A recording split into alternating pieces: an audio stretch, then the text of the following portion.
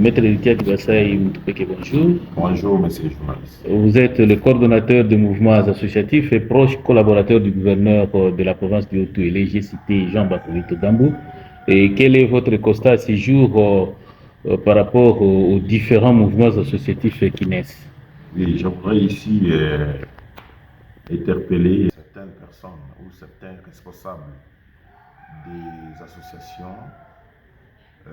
Aujourd'hui, nous enregistrons des choses, j'ai dit même des tracts,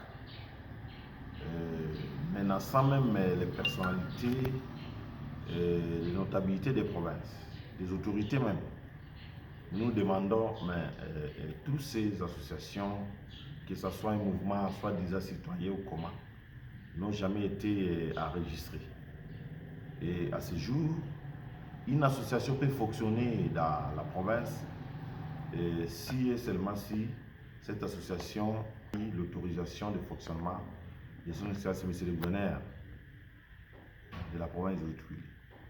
Je pense que c'est clair, et c'est pour cela que nous nous poserons des questions, même si vous avez une personnalité juridique, mais il faut aussi écrire au gouverneur qui est le représentant légal du chef de l'État, qui est le représentant des institutions nationales. Et c'est à ce moment-là que tu vas œuvrer conformément aux textes légaux. Mais nous constatons avec beaucoup d'amertume que nous enregistrons beaucoup de dérapages. Et nous interpellons les responsables des associations ou des mouvements, soi-disant mouvements citoyens, que je voudrais ici indexer. Les mouvements citoyens communément appelés MOUMAP. Justement, Je dis, ce MOUMAP-là, c'est une création politicienne. pourquoi vous vous attaquez individuellement à MOUMAP? Je ne m'attaque pas à MOUMAP, mais j'interpelle MOUMAP à respecter les textes légaux. Nous avons compris dans tout ce qu'elle est en train de faire comme une structure citoyenne, mais trop de dérapages, trop d'infractions et beaucoup de choses qu'on ne pouvait pas aujourd'hui le dire, mais ça se fait remarquer dans les réseaux sociaux. Aujourd'hui, cette structure, c'est une émanation politicienne, voudrais-je dire. Pourquoi? Ce n'est pas seulement aujourd'hui on voit une structure, mais il faut voir la création de cette structure. C'était un objectif politicien. C'est une structure serrée à connivence avec les ennemis du pays. C'est une structure serrée à connivence avec un opposant bien connu, identifié, de l'Assemblée de la République. Mais on se dit, une structure pareille, et si aujourd'hui la province tolère, ce n'est pas la naïveté, ce n'est pas parce que la province est là pour tolérer la liberté d'expression, mais la province ne saura pas tolérer des outrages aux autorités, des dérapages, au-delà de ce que cette structure est en train de créer, des confusions, alors que ici, dans cette salle même, cette structure avait reconnu son rôle de soutenir un politicien d'Assemblée, un opposant d'ailleurs, du pouvoir à la place. Nous nous disons, cette façon de travailler, ce n'est pas bon, ce n'est pas digne. Alors, nous demandons comme un coordonnateur des mouvements associatifs, au sein du cabinet de son excellence M. le gouverneur, désormais toutes les structures doivent amener leur documentation. Nous allons étudier et voir comment cela. Sinon, nous allons saisir les services de sécurité et la justice pour se récupérer, parce que nous avons des soubassements. Là où il y a vraiment des dérapages, au-delà des normes, il y a beaucoup des entraves, des textes légaux. Et si on tolère, pas parce qu'on laisse libre passer les choses, parce que nous sommes humains, nous nous sommes aussi élégants dans ce que nous faisons. Et nous constatons quelques semaines ici trop de dérapages. Oui, nous-mêmes, nous sommes victimes de beaucoup de machinations, beaucoup de montages. L'Assemblée provinciale est menacée par la même structure. C'est justement ce que nous soi-disant une structure citoyenne. Non, ça ce n'est pas une structure. Ce sont des politiciens qui sont derrière ces jeunes gens pour dire n'importe quoi et faire n'importe quoi. Et je mets à garde tous ces réseaux. Je dis, mais dernièrement, je viendrai maintenant pour accuser les gens. Mais aujourd'hui, je n'accuse pas. Mais je dénonce et je dis clairement, je décris les comportements de cette structure. Et cette structure, je ne sais pas par quel pouvoir, cette structure s'arroge le pouvoir de faire même l'outrage aux autorités, écrit même des mensonges. C'est lors de passer épée obscure.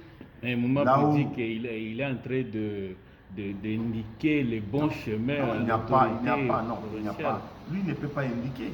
L'autorité a ses conseillers, et l'autorité a ses collaborateurs, l'autorité a un gouvernement.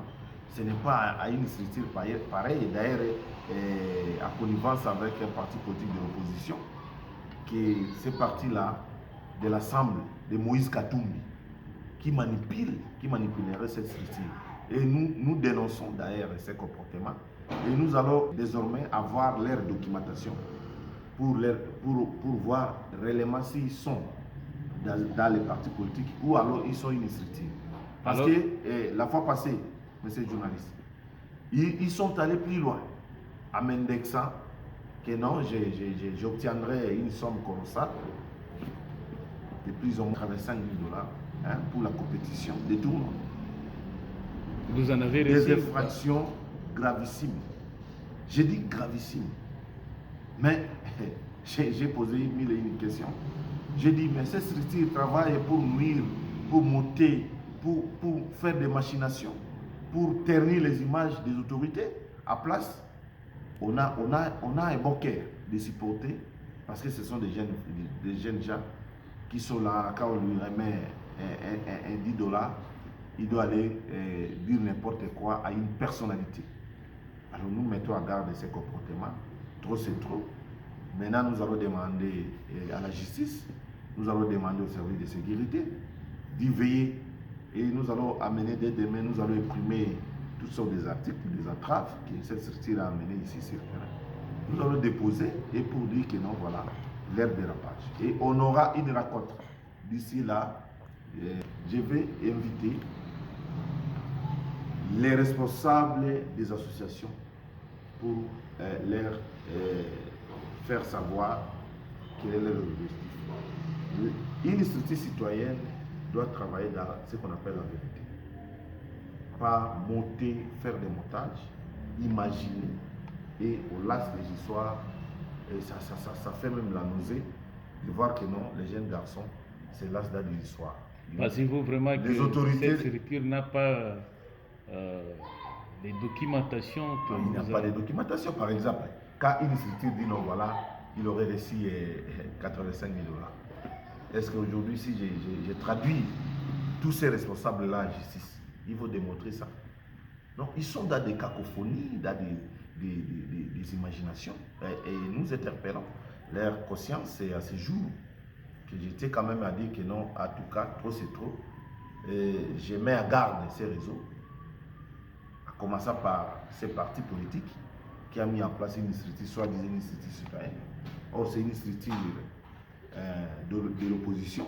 Tous ces animateurs sont de l'Assemblée pour la République. Je peux confirmer parce qu'ils ont des appétences, ils sont familiers de ces opposants. Moi, je dis, et nous devons être nécessaires. C'est pour cela aujourd'hui, je ne saurais pas quand même supporter des dérapages. On menace le président de l'Assemblée provinciale, un responsable. Et vous voyez des jeunes comme ça, c'est l'as de l'histoire, qui n'existent même pas. L'Assemblée provinciale travaille dans les normes, le gouvernement provincial travaille dans les normes. Aujourd'hui, on ne peut pas jeter des oppromes pour dire non, voilà, il n'y a pas de travail. Non. Aujourd'hui, nous félicitons l'Assemblée provinciale. Nous les remercions d'ailleurs parce que comme une première institution, c'est du jamais fait, c'est du jamais vu. aujourd'hui l'asphalte dans le Haut-Tuileries. C'est grâce à cette institution qu'aujourd'hui, cette jeunesse ici est manipulée, et fait ce qu'on appelle boire, fait des histoires pour dire que non, voilà, notre institution Assemblée provinciale ne travaille pas pour la population. Je dis faux, archi faux. L'Assemblée provinciale travaille pour la population parce qu'aujourd'hui nous avons nos routes. C'est historique d'ailleurs de voir aujourd'hui Abba relié avec Farage. C'est historique de voir aujourd'hui l'asphalte dans la vidéo pour montrer que ça comme exemple. Aujourd'hui, on a plusieurs ponts. Donc l'institution travaille à bonne collaboration avec le gouvernement provincial. Aujourd'hui, on ne peut pas dire non, voilà, l'institution Assemblée ne travaille. Non, c'est faux. C'est faux. Donc, je mets en garde quand même cette structure parce que notre silence, ça serait coupable parce que je suis le coordonnateur des mouvements associatifs. Je n'aimerais pas attendre des dérapages pareils. Je devais interpeller et dès demain, je mets une commission à place pour inviter tous les responsables. Chacun, tour à tour, va nous amener ces arsenals juridiques, c'est les statuts et consorts, tout consort. Donc, on doit quand même mettre de l'ordre parce que nous ne sommes pas dans les jungles pour laisser passer des histoires épais compliquées. On sabote même les notabilités ici, dans les mêmes structures, dans des structures pareilles. Et nous avons connu ici une arrestation, une effraction commise. On dit d'abord au niveau du parquet, ça c'est d'abord préjudictionnel, mais vous constaterez, cette structure se lasse même à la radio pour saboter les notabilités. Même si on arrête un notable, est-ce que c'est demander à une structure d'aller propager ça à la radio? D'abord, c'est une infraction qu'ils ont, la fois passée, je pense bien que la justice tolère, mais la justice peut rebondir sur ça. Une infraction commise et la justice fait son travail dans l'indépendance et une structure passe à la radio pour dire n'importe quoi. Et nous avons été équillés, on dit mais ça c'est quel comportement? J'indexe cette structure, pas pour rien, parce qu'il y a trop de dérapages à enregistrer à la charge de cette structure. Et nous voudrions voir leur documentation. Et demain, nous serons au cabinet, ils auront l'invitation du directeur de cabinet. Et moi-même, je serai là, ils vont me voir pour que nous puissions échanger à bateau Ropi pour voir comment ils vont travailler. Parce que trop, c'est trop. Si on laisse passer des cacophonies pareilles, ça ne sera pas bon. Et nous félicitons l'Assemblée provinciale, nous félicitons le gouverneur de province pour plusieurs démarches entreprises au niveau national. Et aujourd'hui, ça produit beaucoup de fruits. Aujourd'hui, la population doit savoir, au-delà de l'asphalte, il y a déjà les débits des travaux au niveau de l'aéroport pour que notre aéroport soit balisé. Et aussi, vous venez d'avoir une information, je ne sais pas si vous pouvez confirmer, que le numéro 1 de la province du Haut-Tuileries, l'excellence Jean Bakomi Togambou, s'est investi pour la réhabilitation totale et complète du stade Maman Mobutu de Kinkole. Est-ce qu'on peut avoir une petite information par rapport à ça? Et ça, c'est vous m'arrachez mes langues. Je dis bien, le gouverneur Jean Bakomi Togambou, dans sa façon légendaire, dans sa politique proactive, dans sa politique constructive pour l'intérêt général de la population du Haut-Tuileries. Il avait déjà décidé la reconstruction de ces stades et aussi d'autres stades à l'instar des stades de Kakaraka de Nyangara. Je pense bien que ça ne prendra pas beaucoup de temps. Vous allez voir les travaux vont commencer. Demain déjà l'assainissement commencera avec RTPH, c'est son instruction. Et je vous confirme et je fais attendre à la population au-delà des constructions des prisons parce que nous avons la construction déjà d'ici là. Le gouverneur va lancer aussi la prison de Ouacha qui a déjà presque fini et aussi la prison de la ville d'Izérou ici. Et ça évolue les travaux à vitesse supérieure. Et nous félicitons le gouvernement provincial, nous félicitons le gouverneur pour sa façon déterminée et aussi amour de la reconstruction de la province du Haut-Tuileries. Au-delà de l'asphalte, je voudrais quand même dire à la population, prochainement, notre stade aura sa robe. sa robe sera au-delà de ce que ce stade représente aujourd'hui. Ce stade mérite beaucoup et le gouverneur est soucieux de voir ce stade puisse être construit. Je pense bien que c'est question de temps, c'est question de minutes. Nous allons voir les travaux vont commencer dans ce stade parce que lui-même, il est le fils du Haut-Tuilé, il est le fils de David Ziro. Il est sportif, c'est un amoureux des sports, dans ses disciplines confondues. Et moi-même, je suis aussi pas seulement coordonnateur des mouvements associatifs et aussi des sports. Je vous confirme que les travaux vont commencer. Il n'y a pas, le gouverneur ne veut pas beaucoup communiquer sur ses réalisations parce qu'il a beaucoup de choses qu'il doit quand même faire passer la promesse. Aujourd'hui, nous avons accueilli plusieurs ponts grâce à son lobbying et il n'a jamais manqué. C'est pour cela qu'il a toujours signalé aux gens quand lui se déplace pour Kinshasa, c'est pour aller arracher quand même quelque chose pour l'intérêt général. Ce n'est pas un constateur qui voyage, c'est pour aller arracher parce que Kinshasa a tout. Nous dépendons du gouvernement central. Et notre capitale commune, c'est Kinshasa.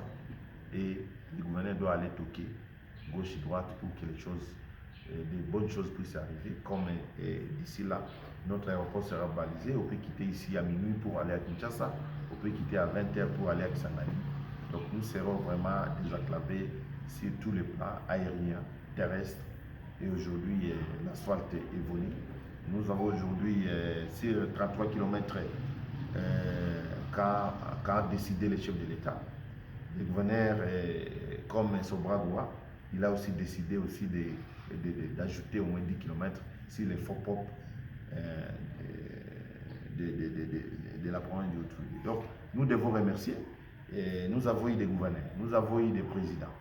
Mais parmi tous ces mondes-là, ce n'est que le chef de l'État Félix Antoine Tshisekedi Tshilombo qui a aimé l'État Haut-Tuilé et d'autres provinces. Pourquoi?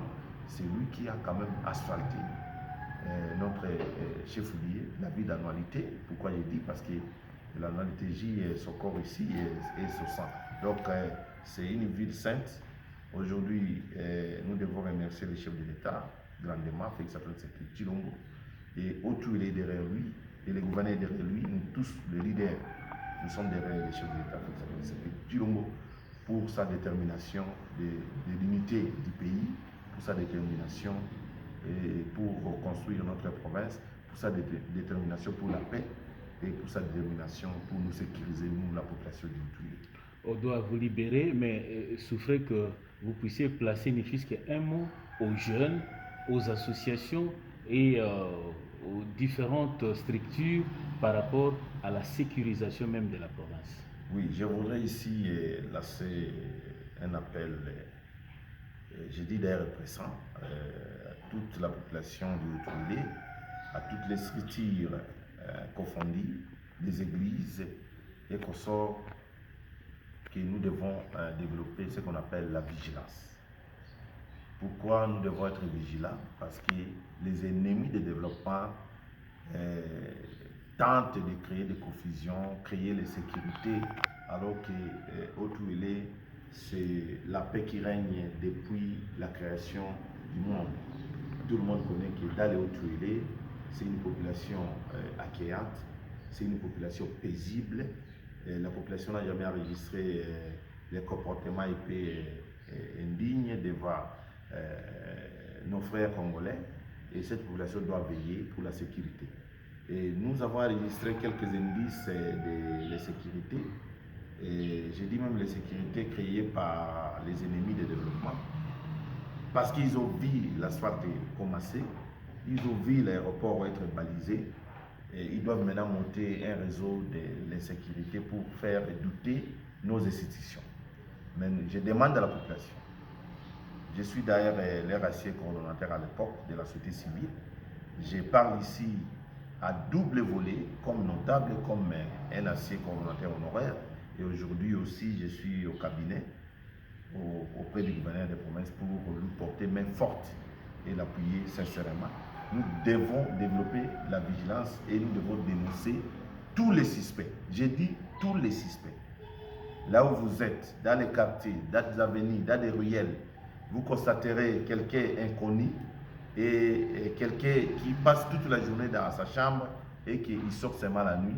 Il faut signaler la police, il faut signaler, il faut coopérer avec les services de sécurité pour que nous puissions mettre hors état de nuire tous ces mouvements suspects. J'en appelle à l'époque, nous avons créé notre façon de travailler. Donc je demande à la population d'acheter les sifflets. Tout le monde doit avoir les sifflets.